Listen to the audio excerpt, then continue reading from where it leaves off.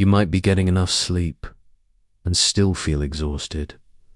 Not the kind of tired that disappears after a night in bed, but a deeper fatigue. One that lingers even when your eyes are closed for hours. If that's familiar, there's nothing wrong. With you, you're not weak. You're not doing resting correctly. And you're not broken for waking up tired.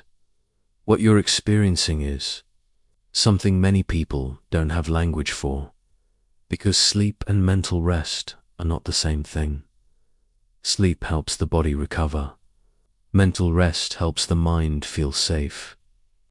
Again, and in modern life, it's very possible to get one without the other. You might sleep through the night and still wake up with your thoughts already racing, already tense, already bracing for the day. That's because your brain never fully stood down. Mental exhaustion doesn't come from lack of sleep alone. It comes from constant internal effort.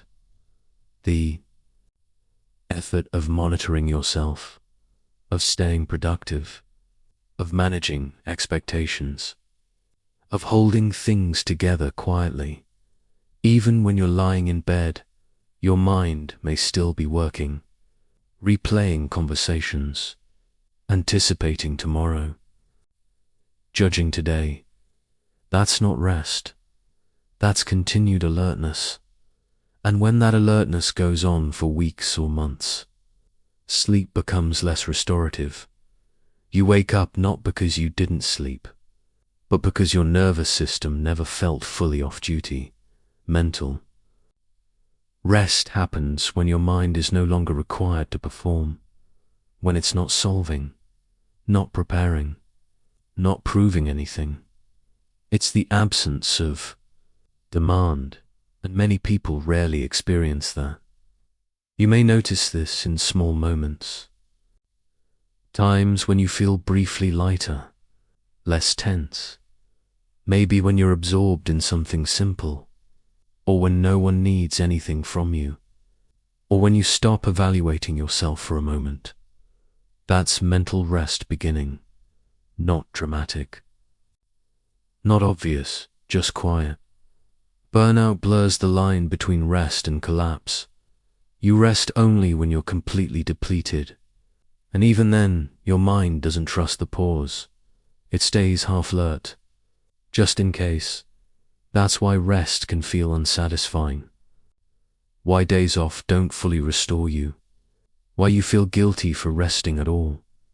Your system has learned that stopping is risky. But mental rest isn't about stopping life. It's about removing pressure from the inside. Pressure to be useful. Pressure to be improving. Pressure to be ahead. When that pressure eases, even briefly, something changes. Your thoughts slow. Your body softens. You feel more present without trying to be, and that presence is what restores you.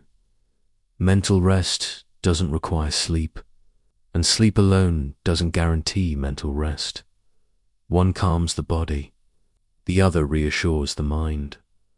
Neither is a luxury. Both are necessary. If you've been blaming yourself for still feeling tired, please hear this. Your exhaustion is not a personal failure. It's a signal that your mind has been carrying too much for too long, and it doesn't need to be pushed through. It needs safety. Safety to exist without being evaluated. Safety to pause without falling behind. Safety to not be on all. The time when your mind feels safe, rest becomes possible again. Not forced, not earned, just allowed. You don't need to optimize your rest. You don't need to fix anything tonight. Just knowing that mental rest is different from sleep can loosen. The self-blame, you're not lazy for needing more than sleep. You're human, and if your system has been alert for a long time, It makes sense that it needs more than a bed to recover. There's nothing you need to do with this understanding. Nothing to change immediately. Let it settle. Sometimes clarity begins not with action, but with permission. Permission to rest in ways that don't look productive. Permission to let your mind stand down, even briefly.